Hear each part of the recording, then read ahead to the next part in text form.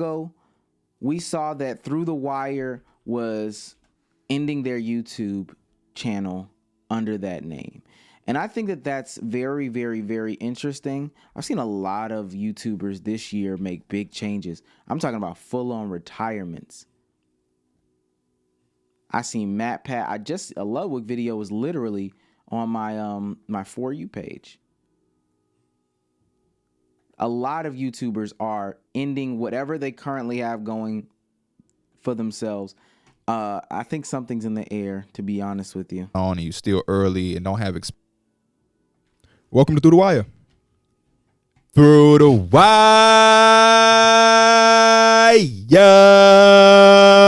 The last one, man. If you do not follow us on Twitter, Instagram, or you did not watch the last episode of the pod, then you out the loop. This is the last episode of Through the Wire, but I don't want y'all to think that these four guys are going away. We still going to be hosting the show. We just got another opportunity elsewhere, and it's requiring us to change the name, do a little bit of this, do a little bit of that. So we will be taking a week or 2 week hiatus as we try to get through this transition. But this is not the end of the show or these guys. Be sure to follow us on Twitter. Follow Mike and Pierre on Twitch. We will give you... And I think that there's actually another one that's coming down the pipeline. I can't talk about it right now, but there's another big move that's coming down the pipeline. Not necessarily from them, but just from a notable YouTube channel about them quitting. So they end up, Through the Wire ends their, it looks like their agreement with House of Highlights, and they start a whole new platform. Enjoy Basketball. This is Enjoy Basketball. And they start a new platform in which they enlist the help of Peyton Manning. Man, that game last night was crazy. Thanks, bro. I can't believe I fell asleep on that. You fell asleep? I fell asleep. Mic check 1 2 1 2. Mic check 1 2 1 2. Yeah, I'm not hearing nothing. You got me, D Mills? I'm not really getting much, KB. I think it's bugging. Man, I thought we were getting a new audio guy today. Where he at? Morning, fellas. Hey, man, this is exciting. Eli's gonna be so jealous. We're both huge fans. You okay over there, buddy? Oh, I'm better than okay. I gotta tell you, after my last time doing this, I thought there was no way I'd ever get hired again. It did not go well. Bro, ain't no way that's Peyton Manning. Yeah, it's me. I actually minored in podcast engineering at Tennessee, so I've been trying out a new career as an audio guy. Oh, don't worry about me, guys. Look, I'm gonna make your show sound awesome. Anybody know where I should set up? It's right over here, bro. All right, let's check some levels here, huh? What do you say? Omaha? Omaha? Omaha! I don't think those are connected. I knew that. First of all, big W's for Kenny. That's a big basketball move. Betting on himself. I know he never thought that, starting where he started in the basketball sphere would take him to this type of heights, like making NBA content the way that Kenny was making NBA content would take him to the level of basketball content or content creation just in general. Some of these things are literally not possible and obtainable. So first of all, congratulations for that. I wonder why all these content creators are quitting. I wonder why all these content creators are stopping doing content, changing up, making big major shifts like they are. Day on YouTube, because we're saying goodbye to one of the GOATs. You've definitely heard the news by now, but Matt Pat has announced his retirement from the Game Theorists, and here's him in his own words. We knew that we couldn't do this forever. We knew that, honestly, we didn't want to do this forever. And he talks about how the work-life balance has been less than ideal, and he's devoted the past 13 years of his life to game theory, and he wants to start doing new things. And he's going to still keep having game theory running with new hosts. And it's kind of cool because there will be 4 people replacing what he used to do by himself, which just shows how much of an institution he was. Now, quick aside, this is just a little conspiracy theory. This was his 666th YouTube upload. I feel like Matt Pat wouldn't be someone to not know that. I don't know, maybe, okay. But I do think it's real. And this isn't just him retiring. There's been a trend of YouTubers retiring over the past year, really. And even in the past couple of months, there's been some huge names. People like Stampy in his Lovely World Minecraft series. It's came to a close. And who knows what's going to happen next in our lives. So, for the final time, from the bottom of my heart, I want to say thanks for watching, and I'll see you later. And it's not just Stampy. We obviously saw Tom Scott last week saying he's ending main channel uploads. This project has worked, and it's time to move on. Even Germa. Germa has announced his retirement. I don't know if people know, but it's a soft retirement. He still streams sometimes, but here he is. This being a streamer is going to turn into a hobby for me. While I work on other stuff, other things in my life, obviously like off-brand. You saw the Doug thing. That's doing a lot of that right now. And we have to ask ourselves, why? I think, mind you, I've seen some other YouTubers that I follow talk about quitting to do it or quitting YouTube. There is a camera streamer, not a camera streamer, but a camera gear content creator that I follow that said that he wanted to stop making YouTube content because, and his excuse is not his excuse, but his reasoning is very, very interesting. This is Matt right here. Matt, 1.25 million subs, been doing YouTube for 4 years.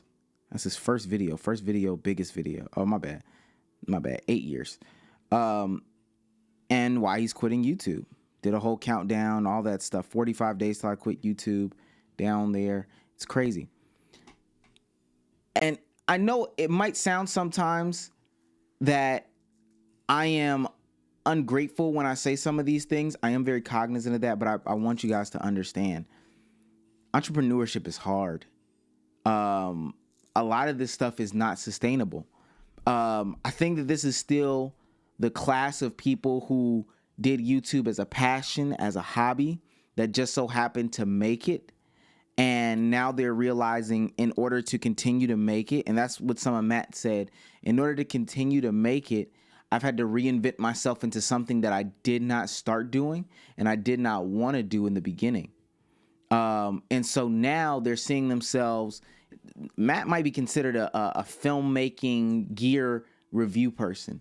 Now, he set out not to do that. That wasn't his intention of starting a YouTube, but now he's had to transform in order to maintain the algorithm in this lifestyle. And he's brought employees along and he's had to do this, that, and the third. And just to keep up with the demand that needs to be, it's getting hard. Look, I take breaks personally because I'm not fully, I don't want to say fully invested, but just fully there. But once you get to certain levels, it becomes all gas, no brakes. And the way that your content has to transform in order to keep up with the demand, some of these people do 2-3 channels, live stream, do ads, travel to go to different places to shoot content, all of that to get a 9 out of 10. Like that's a lot of work. It becomes a lot of work. And then when you turn around and look, you notice that I've done more work than I would have had to do if I had a 9 to 5. And honestly, where's my work-life balance? When do I get to enjoy my kids? I like that Casey Neistat is doing what he's essentially doing. Casey Neistat has taken many a break. And to be honest with you, you're not supposed to take these mini breaks. You're really not supposed to take these mini breaks. This is not, as they say, good for the algorithm. To break like this, come back, break like that, come back, break like that, come back. You're not supposed to be doing this. But Casey Neistat has said, hey, I have come back and reclaimed what you know is mine. I reclaimed what is mine. And that's a guy that's been doing YouTube for 13 years. That's a guy that's been doing YouTube for 13 years. He's reached the highest of the highs. Corey Kenshin in the chat. Entrepreneurship is insanely hard, especially when you start to add all the other things that you need to balance in your life.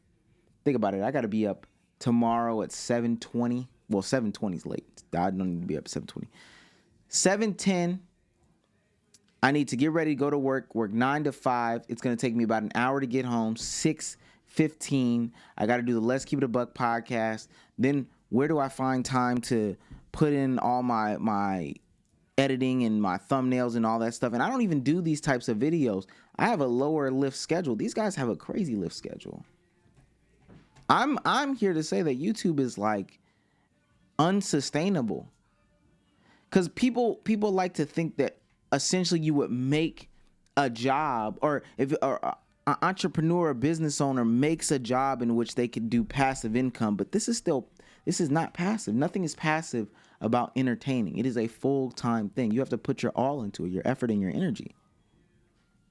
Why are all these people retiring from YouTube? One of the dream jobs that many people want to have. And I think the answer is twofold. And I think the first part is they're not actually retiring. Like in the traditional sense, they're not retiring and going to play golf like a 75-year-old every weekend and not do anything creatively. They're all still outputting. They're just now outputting the thing that people know them for the most. Like Tom, for example. This probably isn't goodbye, like not forever. The podcast I host, Lateral, is still going out weekly. My newsletter's still going out. The Plus channel will probably return at some point. There'll likely be new technical difficulties episodes. There's a lot of work. He's still doing a lot of things. Stampy, he has a gaming channel that he's still uploading on. It's a gaming channel, but it's geared for kind of an older audience, I guess, than Stampy. Like, we still don't swear or anything on it. Like, don't get like that idea. Like, everything that I said earlier isn't thrown out. Still no swearing. And also, even MatPat is still making stuff. Like, for instance, I have a lo-fi mystery series that I think you're really going to dig. It's basically like if you took a lo-fi channel and applied an ARG narrative to it, it becomes lore-fi. But I think the reality is that when you start becoming a YouTuber, you have the dream of wanting to become a YouTuber, you just throw shit at the wall. Whatever it is, whatever creatively you are good at, or you think is funny or fun or helpful to the world, you just keep doing it. And eventually, if it works out, something sticks. I don't know what it is for every YouTuber, but, you know, MatPat had game theory. I for a while, had playing games at a subpar level. And we kept doing those things. MatPat to a much greater degree, but you get the idea. When something sticks, you do it. You repeat it. And you do it on a regular cadence so that people know to come to expect it and will show up to watch it. You build a base of viewers, yada, yada, yada. And you still got to innovate. You got to change throughout the times. You know, viewers will get old, stop watching YouTube. You need to appeal to new viewers. But that's the idea. You just keep running the same old simulation over and over. And I think at a certain point, YouTubers realize it's a bit draining, because what is it all for, right? More views, Ludwig, more money, more fame. But what is that for? What's the point of getting more capital? What are you doing with the money? No, I agree. I agree. You're doing these things in an effort to double and double and double and double, and you don't even realize that you're putting so many things in front of, or well, I should say, you're putting so many things behind your YouTube channel because you want to get the next 1 out of 10. You want to go on that chase of getting the 1 out of 10. I think that subathon that I did was very, very draining. And then also you get new interests. Like, people do get new interests and they want to go down. They want to go down different rabbit holes that maybe are not as involving as they want it to be. So I don't want to discourage people from doing YouTube, but this is just telling me that YouTube is not something that you'll be able to do for the duration of your career, only because, like, the duration of your life. Now, if you make these exorbitant, outstanding amounts of money, maybe then can you go ahead and put money to the side and retire and all that? Because I think MatPat has a ton of money. I think all the people that Ludwig name have a ton of money. I think Kenny has a ton of money. I think all these people have tons of money. It's huge reserves of money even. And they've put them to the side, and they're able to do what they want to do now. But for people that may be lower than those people, that may be a little bit harder to believe, because, you know, you just don't have that access to that capital. You just don't. You just, and you won't get it. Like, you don't necessarily project to be on the MatPat's level. I think YouTube is hard, man. Just be ready to enjoy the ride for wherever it takes you, and then also know when to get off.